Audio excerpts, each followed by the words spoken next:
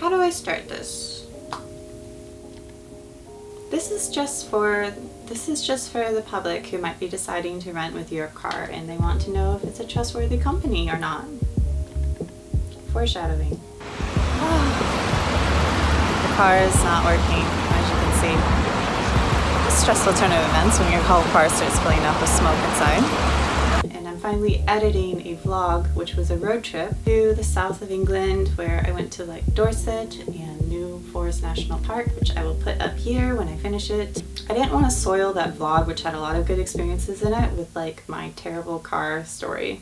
I rented from Europcar back in 2016, which everything went smoothly. Everything was fine. Something must have changed from 2016 to 2019 because their website no longer works. As in, I cannot log in and I cannot check my reservation. Now, I tried to use my old account that I made back in 2016 to log in, but it was like wrong password. And then I would be like email recovery and they'd say, sorry, something went wrong. Please contact us. So I contact their chat support, which is on their website, and then they try to reset my password and it's still not working.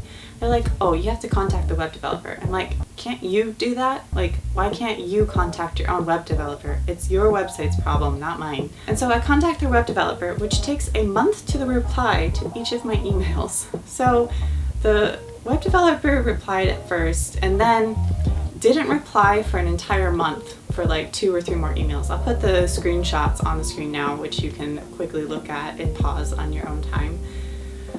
Yeah, I can't check my reservation online. All I have is an email confirmation. I tried to sign up for their app. Their app doesn't work either. I give up on that. And then I go and I rent the car. Everything seems fine at first until I get in the car and I turn it on. The car model is a Vauxhall Mocha 2018. And when I first turned it on, it smells a little bit like smoke. It's not that unusual for cars to smell like smoke when you first turn them on, especially if it's a stick shift or standard car, because you're first getting used to that clutch and the release point, so sometimes it might burn the clutch a little bit. Well, I didn't think of anything of it, but I should have thought about it. It was actually a sign of the engine failure that it was about to happen. I drive not a mile down the road, and then the engine starts smoking and smoke is like pouring in through the AC vents and I freak out. So I pull over like really close to a bus stop and I call the fire brigade. Fire brigade comes. They hose it down for like 20 minutes. They're looking inside and they can't see where the source of the fire is because it's apparently like really deep in there and they're thinking it's like a wire or something like that. I looked it up on forums afterwards and apparently someone had a problem with their coolant hose rupturing and then their engine overheated, so it might have been that. I'm on the phone for like an hour with Europcar's customer service with like 3 or 4 different people. Now they have a case number started, so every time I call back they kind of know who I am. But the first person's like, okay, we're gonna send someone to pick it up and they're gonna take you to a Vauxhall dealership and then they're gonna give you a replacement car from Vauxhall. I'm like thinking, that doesn't make sense. How is that gonna happen? It's not a rental car facility. Do they just have cars to lend to people when their cars have problems? And they're like, yeah, it's something to do with our warranty and our deal with Vauxhall. I'm like, okay. And then the fire brigade has their 2 cents and they're like, that doesn't sound right. Like, this isn't Vauxhall's problem, this is Europcar's problem. I don't think you're gonna get a rental car if they take the car to Vauxhall. They might take it in for repair, but don't expect them to give you a replacement car. So I'm listening to the kind firefighters, and then I call back, and then another representative from the customer service like, yeah, we're not gonna send you to Vauxhall, we're gonna send you to, another Europcar. So they're looking up locations because it's Saturday, they're all going to be closing soon. We're kind of like pressed for time. We're like, okay, when's the tow truck going to be here? Because it seems like all your Europcar locations are closing really soon. Like, how are we going to get there in time for a rental? They're like, well, if we can't get there in time to take you to the closest Europcar location, we'll take you to the airport. Gatwick Airport. It's like an hour away. Now, the tow truck person does come on time with like 30 minutes to spare, and I'm like asking him like, is there any way we're gonna get to the closest like one before they close? And he's like, nope. He wasn't very nice. He's like taking his time, looking in the engine, and then he calls Europcar back. It's like, my truck has a weight limit on it. Like, I can't drive you guys so far. Like, I can't drive you for an hour to the airport. My tow truck has a weight limit that I can only take you like so far. And I'm like, I've never heard of this before, and even if that is the policy, it's ridiculous.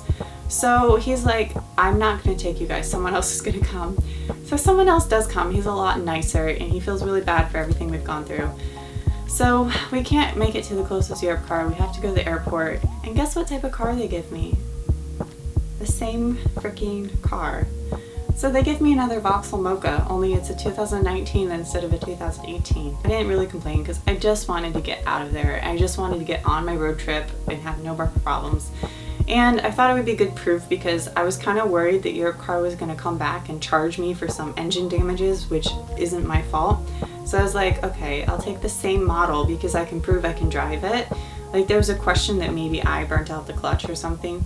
I can drive stick shift perfectly fine, so I was able to prove with this next car with no problems. I did notice a slight difference in like the feel of the two cars, so I did notice that the first car felt a little funny every time I was shifting. It felt really weak, like it didn't have the power. And then the second car felt perfectly normal, so that probably was an indicator, but I wasn't used to this type of car, so I didn't really know these like warning signs of something being terribly wrong. If you're a cheap economy car renter like me, you might end up with one of these cars that don't work very well. And if that's the case, their customer service sucks, so you've been warned. Europcar is fine, I think, if nothing goes wrong, but you know, that small chance that something might go wrong, their customer service is just like out the door terrible. Okay, so that was my negative experiences with Europcar. I hope you guys don't have to go through that like I did. This is just for you to make a decision if you're thinking about renting with them, and I hope someone from Europcar's company will see this and make changes to their customer service and emergency policies, because that would be great. Thank you. Okay, so I'm going to put out that vlog about the good parts of my road trip. Please go watch that and all the other things I make. Okay, thank you. Bye-bye.